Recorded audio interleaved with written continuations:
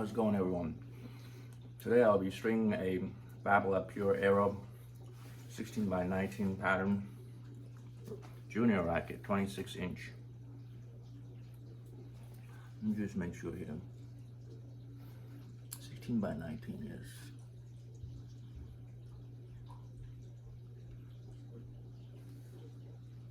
Recommended tension is 45 to 52. Wow, they recommend it pretty low for this junior, so he wants it done at 41 pounds.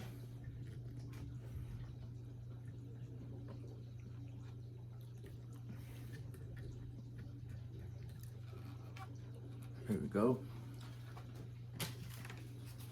Customer's string of choice is the head rip control. This is the string with black and white dimples.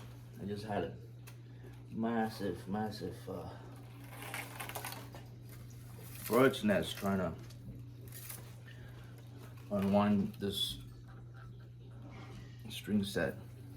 Wasted me about 10 minutes because with these black and white dimples, I thought I had it almost all the way untangled, and they start wrapping each other up.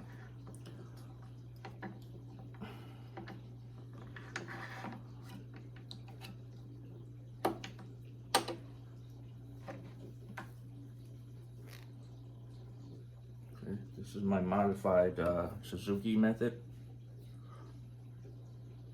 like I explained in my previous videos.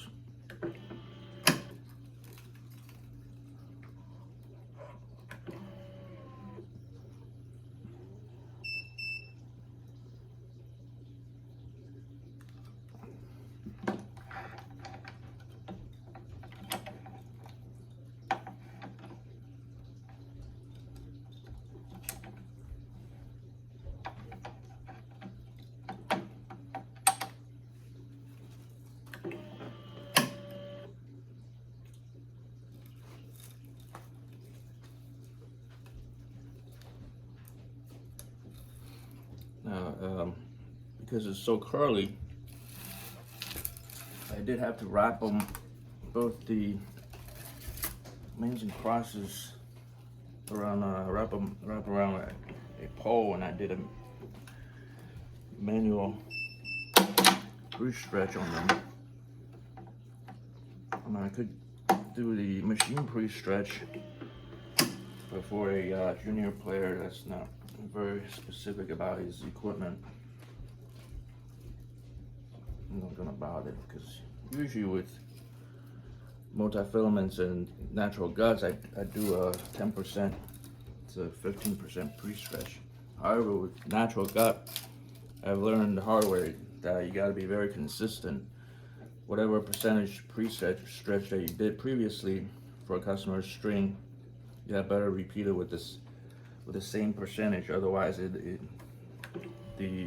string bed thickness, string bed stiffness is going to come out different, and customer can actually feel it. That had happened to me. That's why it's worth mentioning.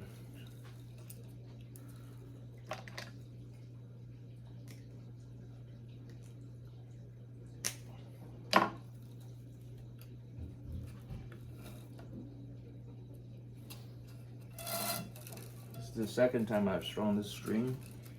The same customer, his son, had a pure drive racket with this string strung by me last week, but he ended up breaking the racket. It actually cracked from previous damages.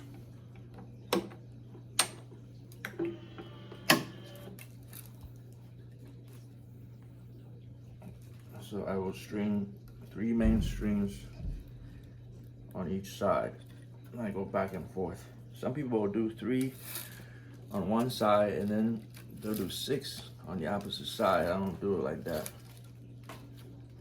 I like my strings to have equal amount of time sequentially to relax.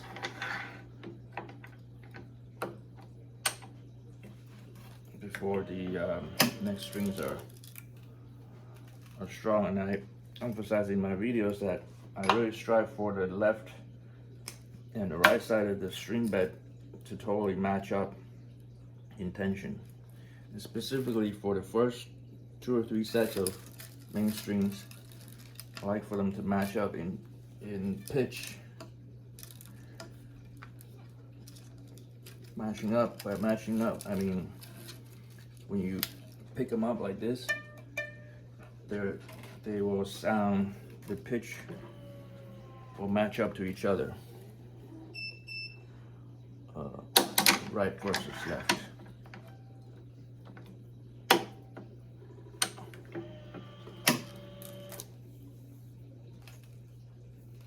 So now I got the first 3 sets of mains strong. I pre-weave the 4th one. Some people would just continue on this side all the way until the 6th string. I don't do that. I flip back to the initial side. So this is what I mean by matching up their pitch. Let's pick the first sets of mains. They're the same. The second set is the same.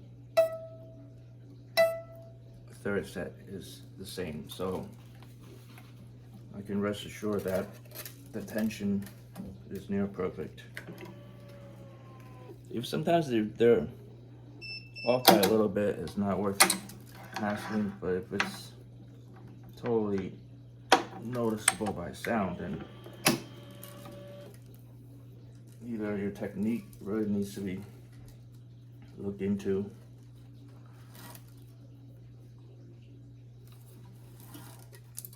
or maybe people should slow down.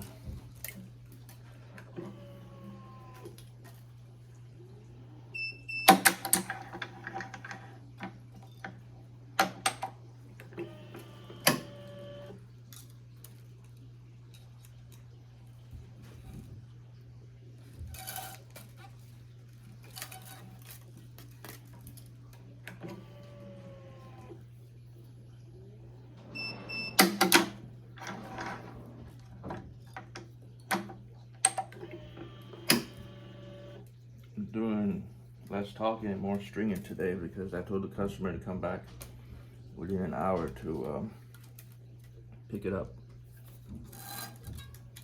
And with any new frames that I see, I make sure I get the swing weight and the weight measured on it. I don't spend time measuring the balance unless I'm doing the actual calibration work.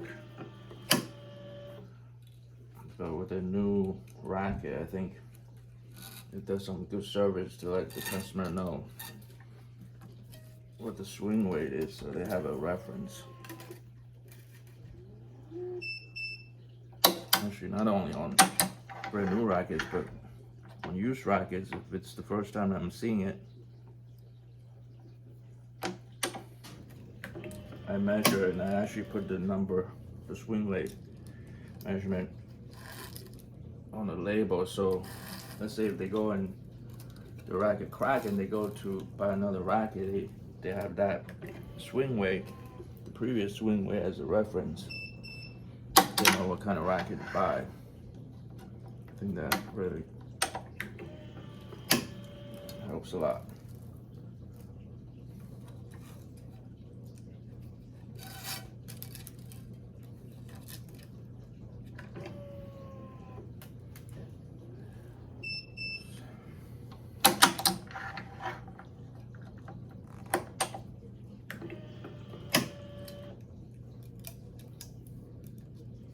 So from the 6th string to the 7th string, 7th main, we actually skipped 1 grommet hole. Same as Pure Aero, the actual regular size Pure Aero racket that I strung yesterday. It does 2 skips as well. So from the 7th main to the 8th main, there's 1 more grommet hole skip between them. Skip 1 here, skips another 1 here, so 2 skips. So now we're ready to apply the tie-off tension, extra 15%.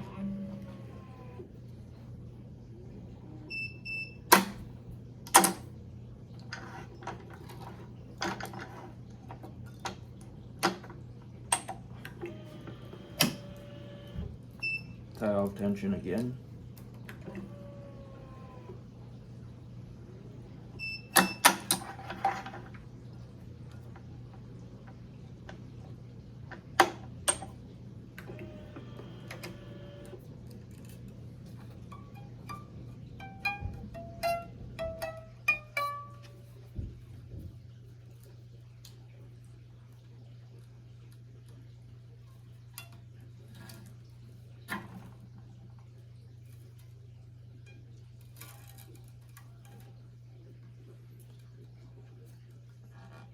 These Babolat grommet holes, the Pure Aero grommet holes are on the bigger side, so I'm doing my trusted Parnell knot.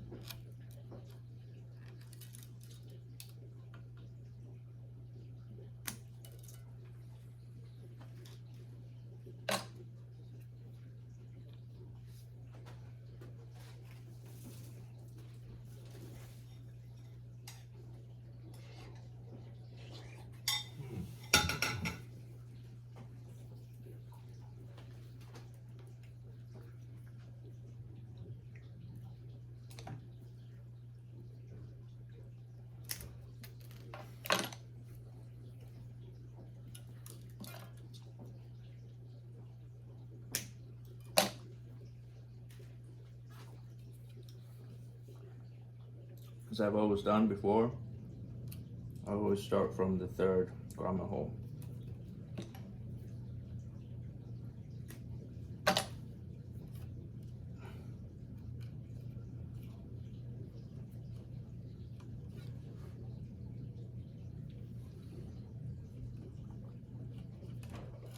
For the to start the cross string.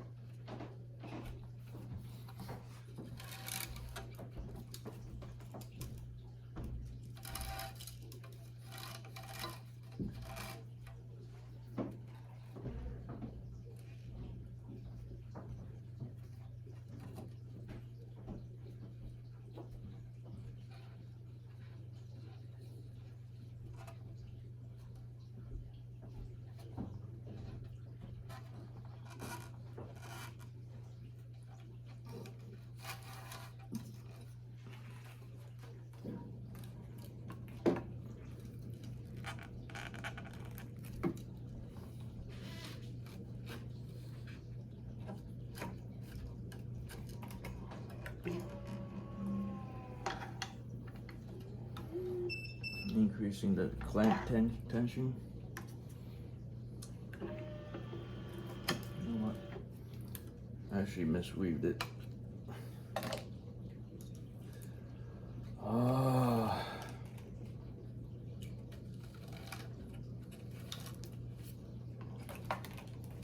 Yeah, when you get the grommet holes mixed up, it actually wastes more time doing it like this. As I explained in previous videos, the reason for doing it like this is to save the amount of wear from the entire length of the cross strings going through and rub up against the main strings every time you string a cross string.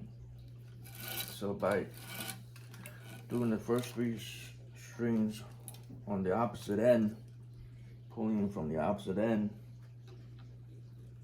you're saving the remaining section of the crosses from rubbing up against the mains every time.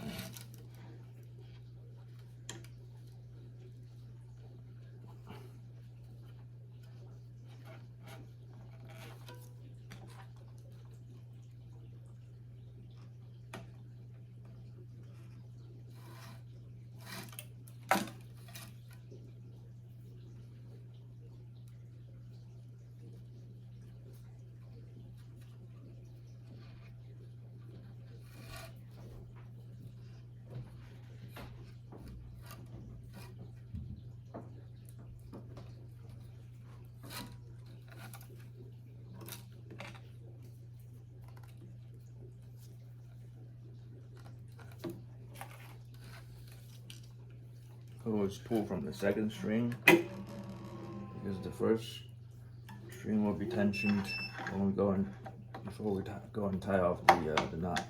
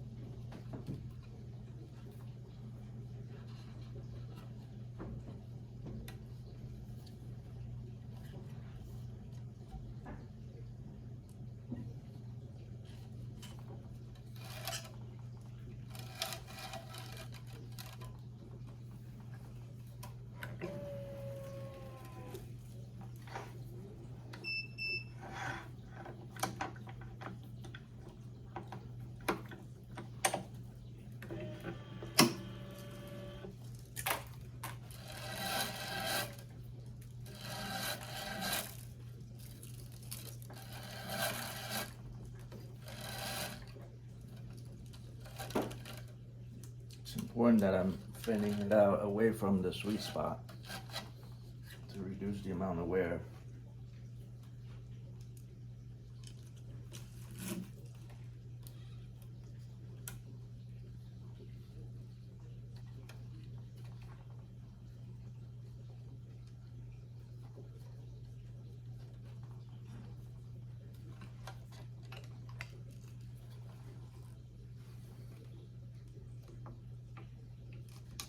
Sometimes these grommet holes with parallel drilling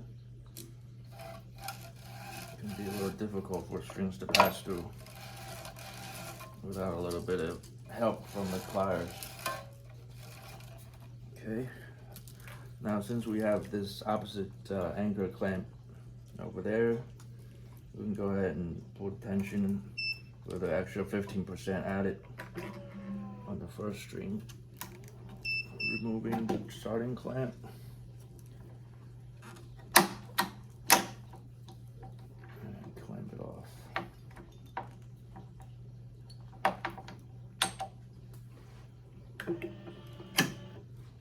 So that pulled 56 pounds instead of 51.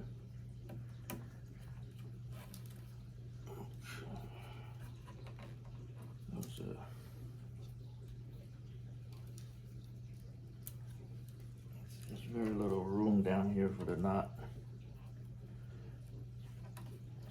because of the clamp, and I want to make sure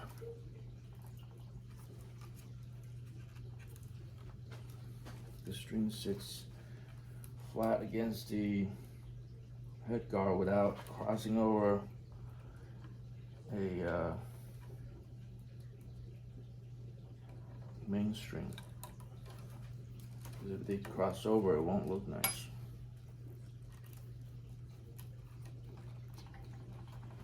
Let's see.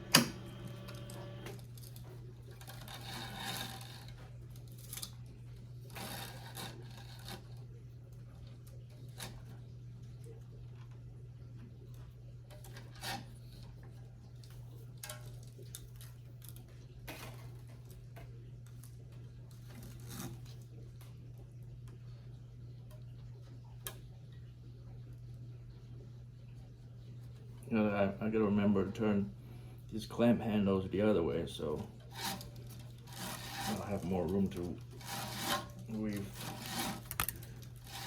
through the grommet hole.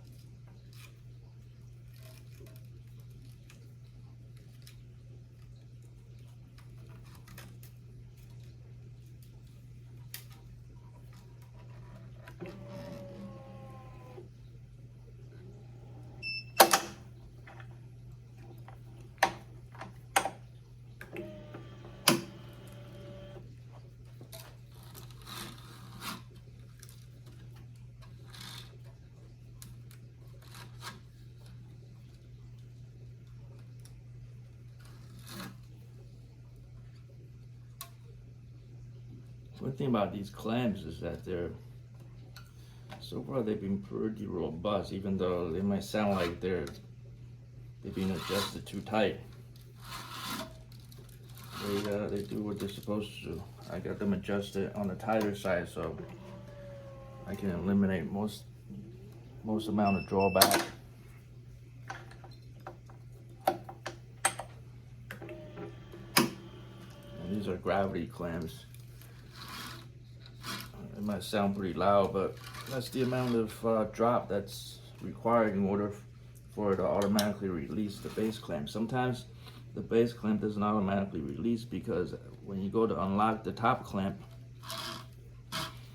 it will actually jump and either get stuck on the side of the frame, or it'll get held up by a string next to it, and therefore it won't drop.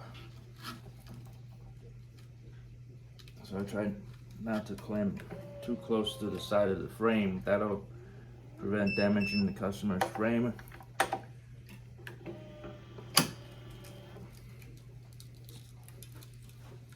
As well as enable the gravity clamp to work. Oh, I forgot to release that clamp before.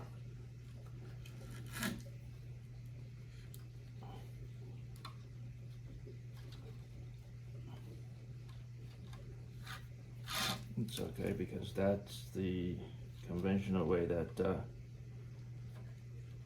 people string anyways, without releasing the trailing clamp.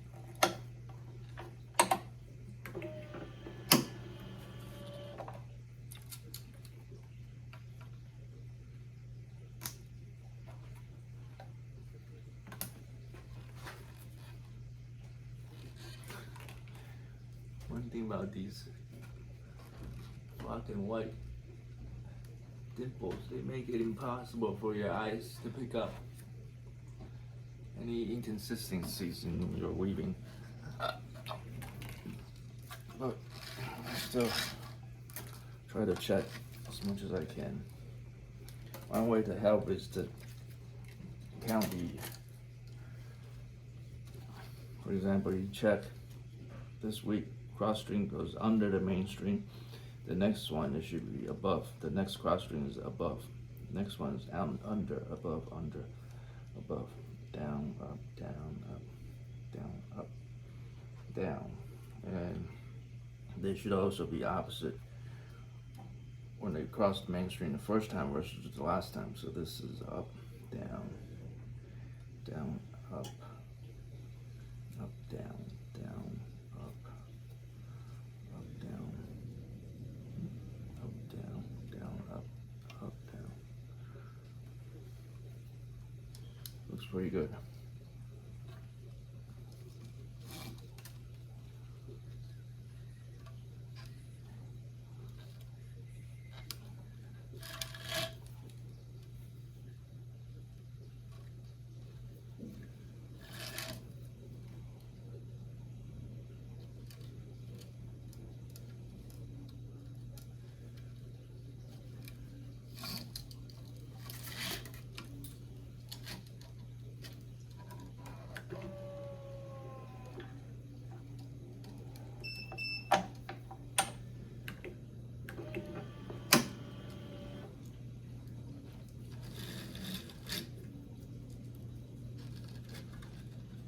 Okay, we're coming down to the last 3 crosses left.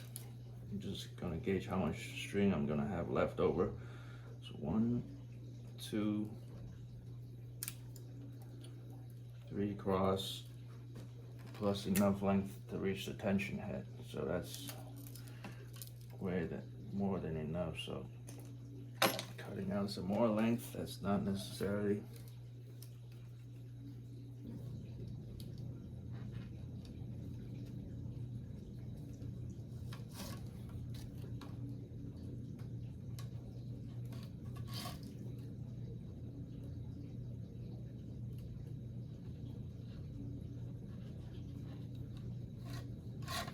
When you go towards the end, the weaving speed becomes slower and slower because you got less room to work with.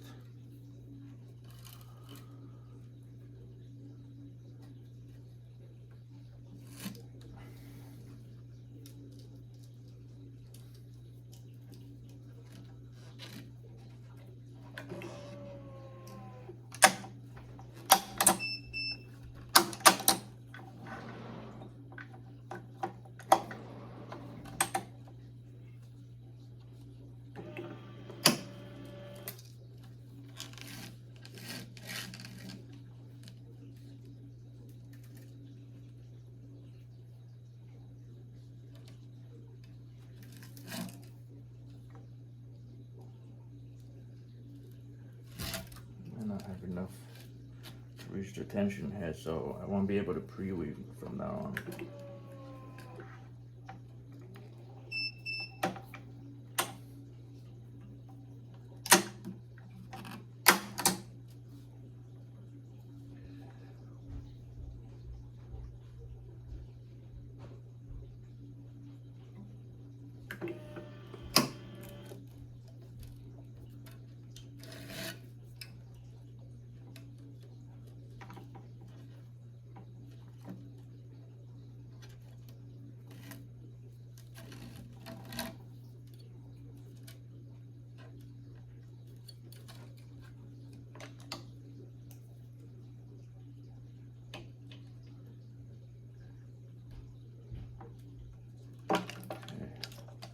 Got a stubborn one here.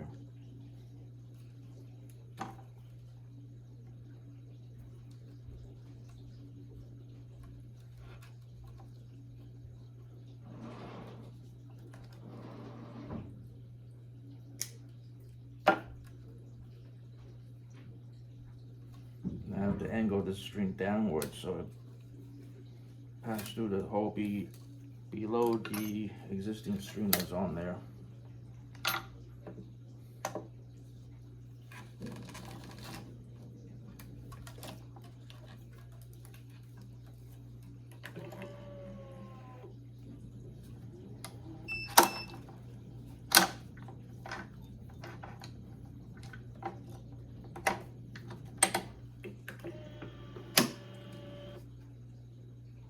Alright, because that's below the existing string, the next one, I'm going to make it go through also below. This way, it won't look like it's going in a diagonal direction.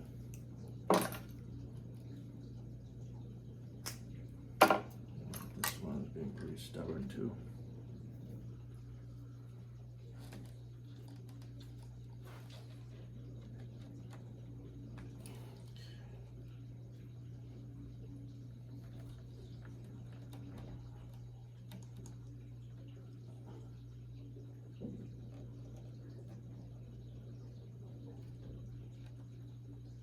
Very good.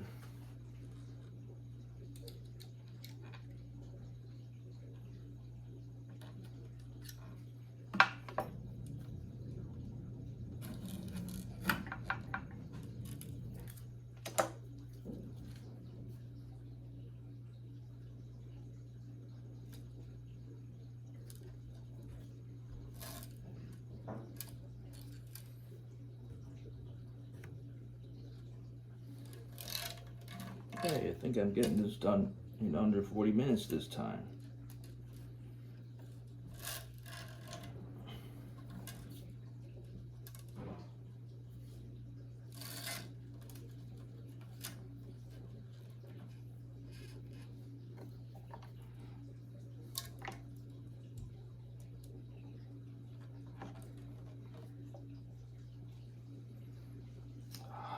see if I can get these strings to stop blocking me inside the grommet hole.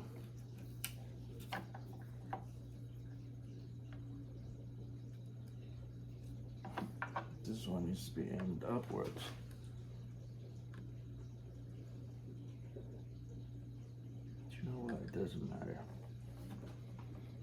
It doesn't matter with this one because it will not be crossing.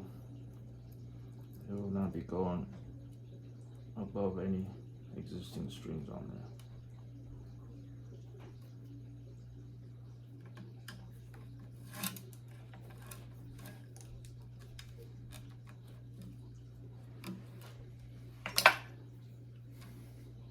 Finding the tie-off hole, it's right next to it.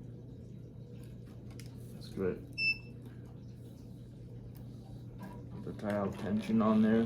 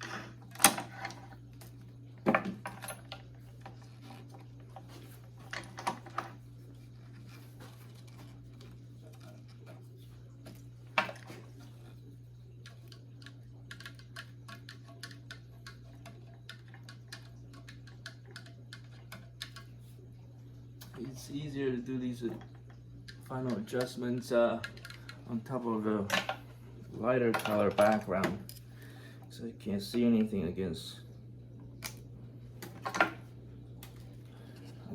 my turntable, which is also black.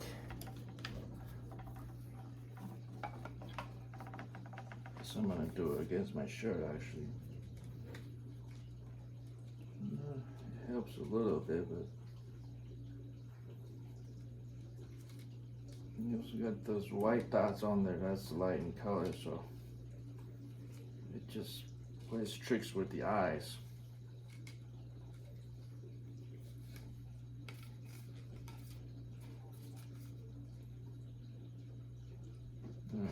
But look at it against my carpet color. That's actually better.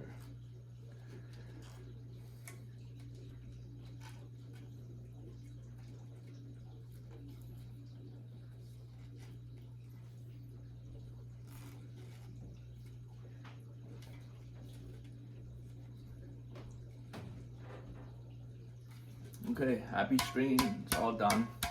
Thank you very much for watching.